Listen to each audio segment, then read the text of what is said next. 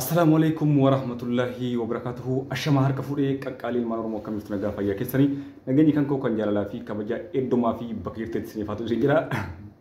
Egaan kabajamtoota daawwattoota kiyyaa ajandaan biyya Masrii yookaan immoo Kaayiroo Ijipti irraa ka'u yeroo baay'ee addunyaa kana guutuu waliin gaha. Yeroo baay'ee namoonni biyya biraa jiranis keessa seenanii irraa haasa'anii yeroo baay'ee namni hedduun irratti wal dhaba yeroo baay'ee jechuudha. Namni tokko gareen namni lama gaafa wal dhabu gareen tokko gara garee tokko goree gareen tokko immoo gara garee tokko goree gamaa gamanaa wal duchisuudhaan ajandaa beekamaadha jechuudha biyya Masrii kana keessa ijoollee Oromoo biyya osoo hin taanetti Oromoon biyya kana jiraattu jechuu barbaadatu. Kanaaf hunda dura Rabbii dhugaa nu haa dubbisu waan dubbannu keessatti dhugaa dubbachuun baay'ee barbaachisaadha. Anamma waan dubbachuu deemu kana keessatti Rabbii wanta gaafatu dhugaa kana dubbisu jechuudha. Kabajamtoota daawwattoota keenyaa keessattuu warroonni biyya alaa jirtan akkuma hundi keessanuu quba qabdan waan isin beeysuun qabu waan miidiyaan guutuun dhagahaa jiru wanta dubbachuu barbaade waa'ee ijoollee biyya kana keessatti wajjin jiraataa jirru hiriyoota biyya baqaa kana obboloota keenyaa jechuudha. Obboleessa fi obboleettii keenya waa'ee ijaarsaaf jaartii dhimmoota akkanaa kana keessa namoonni biyya biraa yeroo seenanii akkana ta'uu qaba akkas ta'uu qaba maa akkas godhe maa akkana goote maa akkas goote yeroo jedhan hedduu dhagahaa turre waggoota hedduu jechuudha waa'ee ijoollee biyya kana keessa jiraatanii Oromoo biyya kana jiranii namni hin beekne kun Saawudii taa'ee kun Dubaay taa'ee kun Ameerikaa taa'ee kun Itoophiyaa taa'ee jechuudha. Nuti garuu ka biyya kana keessa jiru callisuu filannee maaliif callina beektu dhugaa waan beeknuuf dhugaan eessa jiru waan beeknuuf yeroo hedduu dhimma waan ijoollee Oromootiin wal qabatee as keessa ta'u hin dubbadhu akka fakkeenyaatti. Wanti dubbanneef maa inni tokkoffaa waan san qaaman irratti hirmaadhee fakkeenyaaf namni lama yoo wal dhabe qaaman irratti hirmaadhee araarsuudhaaf yaalii godhee yaaliin sun yoo kanaa milkaa'uu dhabu taate hin dubbadhu jechuudha. Maaliif qaaman mokkoree dadhabee taa'ee kadhadhee nama lama walitti araarsuudhaaf dadhabee erga qaaman dadhabee wanti an bahee miidiyaarratti dubbadhu maa inni iccitii nama sanii miidiyaarratti baasuu fi inumaayyuu nama san gidduutti hadhaa uumuu nama san adda facaasuu yoo ta'e malee wanni nama san walitti na fichisiisu tokko wanti nama san dubbadheef miidiyaarratti bahee dubbadheef wanti nama san walitti fidu hin jiru jechuudha. Kanaaf hin callisa yeroo hedduu namni biyya kana jiru waa'ee nama biyya kana hedduun dubbatu. Si galee maaf waan keessa beekuuf hin dubbanne jechuudha. Waa'ee anamma waa'ee dhimma hiriyaa kiyya reedii fi haadha manaa isaa hedduun keessa irraa dubbataa jirtan kun jaartii isaa arrabsa kun reedii mataa gadi galabbadhee arrabsa TikTok irratti Facebook irratti YouTube irratti namoonni cirraa viidiyoo fidan baay'eetu jira jechuudha. Kanaaf immoo maal godhuu qabna jalqaba obboleewwan kiyya namni tokko miidiyaa kanarratti dhugaadha waan fedhe postotuu waan fedhe barreessuu mirga isaati. Miidiyaa ofii kireet godhatee ofii banatee bilbilli keessaatii ofii bitatee waan fedhe itti fayyadamuu mirga qaba.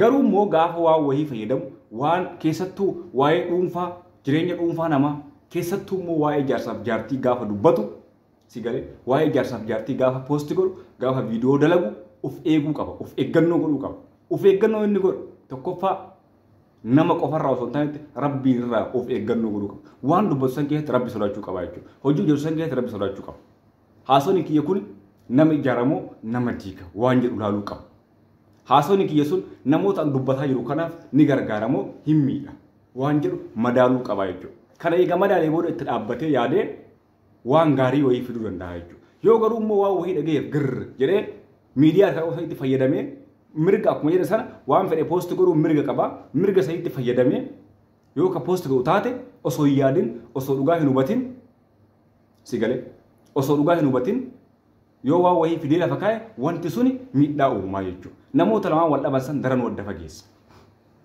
Kanaaf amma wanti jechuu barbaade maa inni waan wayii akkuma jedhe waan wayii miidhaa fi gaarii isaa waan miidiyaa tokko osoo duratti adda beekuu qabna. Ammaayis immoo dhimma nama dhuunfaa gaafa haasofnu dhugaan eessa jira dharri eessa jira jennee gaafachuu qabna jechuudha. Namoonni har'a biyya biraa taa'anii akka wareedee fi yaadee irratti lolan namoonni har'a biyya biraa taa'anii akka nama haadha manaa isaa yaadee fi haadha manaa isaatiif lolaa jiran keessan dhufanii gaafataniirani. Anama fakkeenyaaf namni hedduun eegaa jennaan kun ol bahe eega namni irraa caffaree kun gadi galbatee kun kaan arrabsee kun dubbii gara gandummaa fidee kun mee ilaalameera mee dhimma ijaarsaaf jaartii fuudhanii gara gandummaa geessuun maal jechuudha.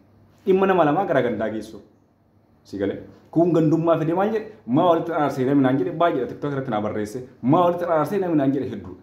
Dhugaadha namni biyya hin jira ila waan isin gochuu qabu namni kamiidiyaa irratti waan nama awwala icciti wal baafte sun abbaan namni tokko fakkeenya akka walii galatti jaarsaaf jaartiin lama yoo wal dhabde tokko keessa yoo miidiyaa irratti baase araaraan barbaadu akkasumatti badda maaliif isin jedhe beeytoo namni tokko jaarsaaf jaartiin wal dhabdee takkaa jaartiin waan san fuutee miidiyaa irratti baafte taanaan araaraan barbaaddu beeka maaliif isin jedhe tokkoffaa namni biyya kamuu haa jiraatu biyya keessa jiraatu sanitti hiriyyaa qaba yoo maatiin bira hin jiran illee hiriyyaa qaba nama akka obboleetti jaalatu qaba takka jedhe nama akka obboleetti jaalatu qaba hiriyyaa qaba jaarsatu jira biyya keessa sheekatu jira biyya keessa kana kanatti himatee osoo kuni hin raawwatamin yoo karaa hunda dadhabamteetiin hin jedhe yoo sheekattis himatee jaarsattis himatee hiriyyattis himatee nama akka obboleettis jaalatu himatee waan kana afraninuu mokkoree yaalee yoo ka dadhabu taa'e dubbii mahantu qajeeluu hin enne dhiisuu qaba malee miidiyaatti baasuun araara hin fiddu namni Dubaay jiru akkamitti kasuu yeroo xaarsa bilbilaafne heloo akkana jedhe sirri akkana jedha akkamitti jedhe hin jiru liibiirra fidee akkamitti maraarsuu danda'a hin danda'u wanti inni godhu maayin adda diigumsa san babal'isaa jechuudha adda diigumsa san dheeressaa jechuudha kanaaf amma qaldii dhugaa jirtu dhugaan jiru eenyu bira ka jedhu rabbiif dhiifne reedii balleessimu ibalu balleessimu yaartisaatu balleessimu waan jedhu rabbumaaf dhiifne yoo danda'ame namoonni ummata kana lamaan warri as keessa jiru hiriyyoon isaa waan dandeenyu yaalaa jirra yaalas turre sii galee yaalas jirra yaalas turre amma fakkeenyaaf akka fakkeenyaatti gara laafoo mucaa namni jedhamu tokko Dubaay kana jiraata namni waan kana fuudhee dubbii isaa jiru haga ammaatitti amma sa'aatii ani viidiyoo kana dalagu kana liibira jira tiktaakii isaa arrabsaa reedii arrabsaa jira jechuudha ani viidiyoo dalaguun barbaanne sababa isaa viidiyoo kana dalagu namni sun jechuudha reedii hin beeka osoo miidiyaa irra hin baasin dura reedii hin beeka itti bilbilee gaafate hin gaafanne tiktaakii irratti waliin taphataa oolan waliin qoosaa oolan koomantii walii godhan laayik walii godhan garuu itti dabalee dhimma kana hin gaafanne fuudhee miidiyaa irratti baasee jechuudha miidiyaa irratti baasee maal fayyadame inni tarii fooloo argatuu danda'a namoonni yeroo san ta'anii isa daawwatan baay'ee ta'uu danda'a garuu dhimmi inni gabbayeef yoo keerii ta'e yoo ijaara ta'e hin milkoofneef jechuudha adda diiga malee akkuma dura jedhe dubbiin lafatti ilaallamte yoo dadhabamte namni sun bakka waan san irraa sabrii godhee abdii kutatee dhiisudha malee miidiyaa irratti baasee miidiyaan araasuu hin danda'u jechuudha. Ammas irra deebi'ee immoo warra sooshaal miidiyaa kana wanta hin dhabu obboleettii keessattuu dhimma jaarsaaf jaartii gidduu hin seenina. Dhimma jaarsaaf jaartii gidduu hin seenina. Namni tokko akkamitti ebalumaaf ebaluu wajji jiraata. Ebaluu maa dhiise akkamitti akkana namaan jedhu. Jireenya dhuunfaa isaati. Yoo isan gammachiisin jijjiirachuu danda'a. Si galee akka namattis akka rabbiittis quraanni kennas nuti musliimoota quraannis hadiisnis kana si ayeeji.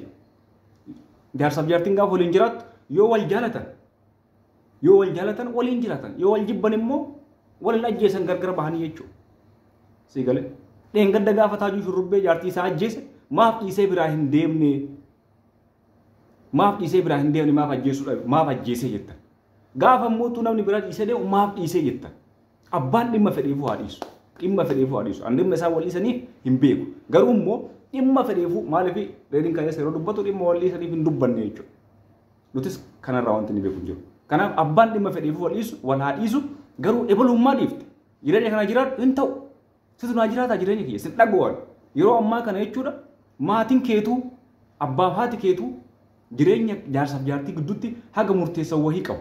Si galee homaa murteessuu hin danda'an yoo danda'an yoo ati abbaaf haati iyyuu jaarsaaf jaartii yoo wal dhabde walitti araarsuu san irraa kaafee garuu ilma isaatiin dirqiidha wal jiraatu hin jiru intala isaatiin dirqiidhaan jiraatu hin jiru mirga kana qabu immoo dhiira qofaa miti dhalaafis siidhaa jira.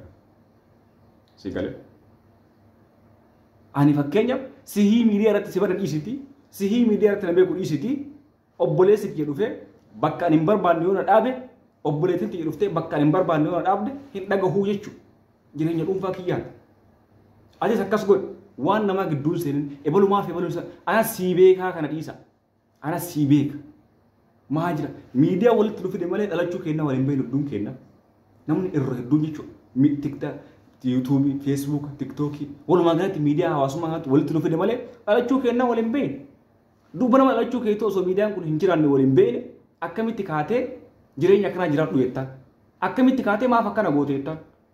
Dandeettaa gorsi sididaa dhiisi garuu akkana godhe asiin jiraatu asiin bahi asiin buusi yoo jettee abadan ani sirraan fudhadhu namni dachee akkasittuun sunis sirraan fudhatu daranuu nama san hammeessaa deemta malee Daranuu nama san waan inni irra jiru sun yoo badii ta'e badii sanitti kafuufu ta'a. Namni sun jechuudha. Siif wanti sun badii yoo ta'e daranuu itti fufaa jechuudha. Kana beekuu qabda. Kanaaf kabajamtoota daawwattoota kiyyaa wanta an jechuu barbaade kan walumaa galatti dhugaan jiru eessa akka jiru eenyu akka jiru ka beeku jara lamaanii fi rabbi qofaa jechuudha. Nu warra bira jiru iyyuu hin beekne. Isin warri garas jirtan warri biyya biraa jirtan bahargama ka jirtan eessatti beektan rabbi jedhaati. Nuti warra bira jiru hin beeknu. Sigalee abbaan waan fedhe jiraachuu jireenya fedhe jiraachuu abbaa waraabaa jiraachuu mirga qaba jechuudha. Akkuma ofii keetii jireenya kee keessatti namni akka seenuu hin barbaanne atas jireenya namaa keessa seenuu jechuu barbaada. Jechuu barbaada kabajamtoota daawwattoota kiyyaa akkuma duri siin jedhe sana waan dubbattan keessatti waan posottan keessatti waan haasoftan keessatti koomantii yoo gootan poost yoo gootan viidiyoo yoo hojjettan jalqaba garuu wanti irraa haasoftanii fi itti yaada kennitan koomantii gootan suni dhugaan isaa maa inni dhugaa baruu yaala. Dhugaa eega barte hoo yaanni ani gadhiisu kun yaanni ani hawaasa biraan gahu kun nama ani waan irraa dhimma ani irraa dubbachuu deemu san ni jabeessamoo ni battensa waan jedhu hubadhu laali. Kana lamaan eega gootee booda tarkaanfatti seenii malee oluma kaatee miira masa kamtee waan wayii jechuu barbaada. Kabajamtoota daawwattoota kiyyaa viidiyoo kiyya irraa kanumaan goolabaa amma xumuraatti waan haasoftanniif galatooma ulfaadha yeroo gaarii qabaadha.